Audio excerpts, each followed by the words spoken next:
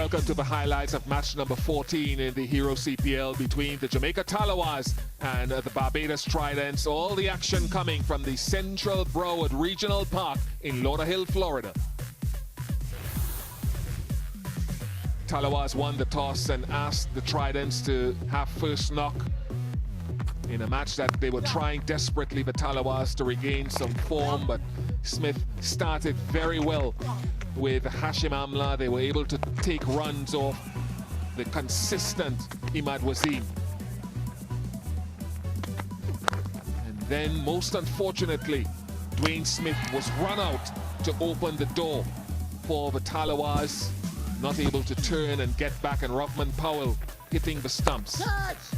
Not too long after that, Hashim Amla fell to a solid catch by Adam Zampa, and then a fantastic delivery from O'Shane Thomas beat Martin Guptill for pace. Then the partnership that really turned the match, 103 between Shea Hope and Steve Smith. Number of very attractive shots being hit by both these players. Shea Hope has really come to life in this tournament with regards to his tempo, but Smith it was who was peppering offside and onside. There was some fortune. Imad Wasim put down Steve Smith when he was 26, and he made them pay. It's a more difficult chance that was very, very quick on to Imad Wasim of the same Smith, but then he got to 50 off 35 deliveries. A couple of maximums from Shea Hope did wonders for the Tridents before he was undone by a lack of pace from Andre Russell. Steve Smith showed his versatility, and then he holed out to long on. Even though the bat hit the stumps and the follow through, the catch takes precedence over the hit wicket. There was a run out of Jason Holder in a fantastic last over from Andre Russell that only conceded 4 runs.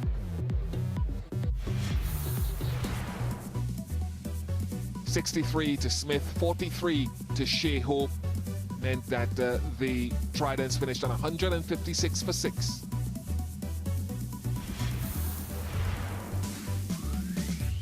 A wicket for Badri. He was good tonight, very consistent, back to his old form. 1 for 27 for O'Shane Thomas. He was quite good. 2 wickets for 32 for Andre Russell. A good night out with the ball for the Tallawahs captain. The run chase began, and the Tridents would have thought they were a few runs short.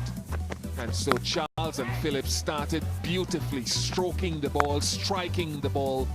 5 straight boundaries by Charles off Jason Holder's solitary over. Not always off the middle, but it really set a wonderful platform for Tallawahs in this run chase. Everything that the Seamers tried at the beginning against Phillips and Charles seemed to disappear.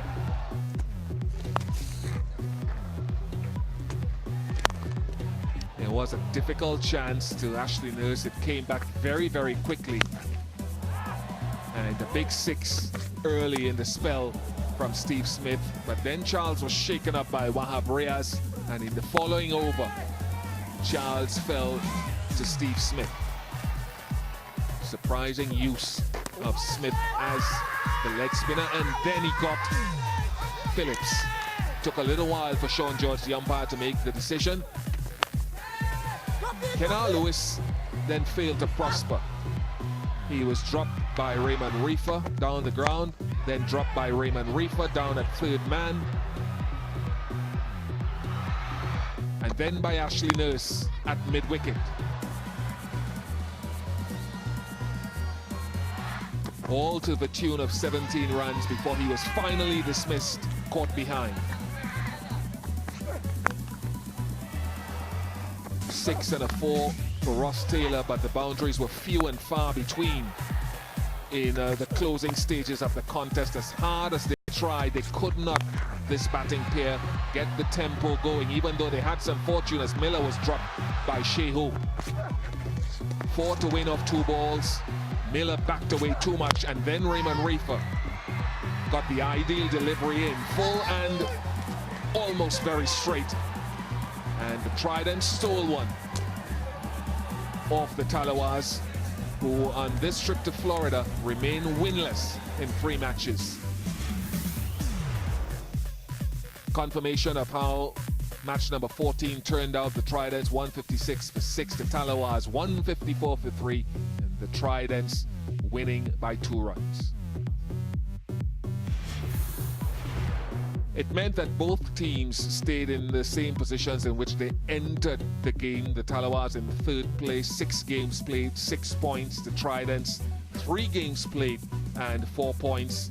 And the Amazon Warriors atop the table by virtue of a better net run rate over the Trinbago Knight Riders.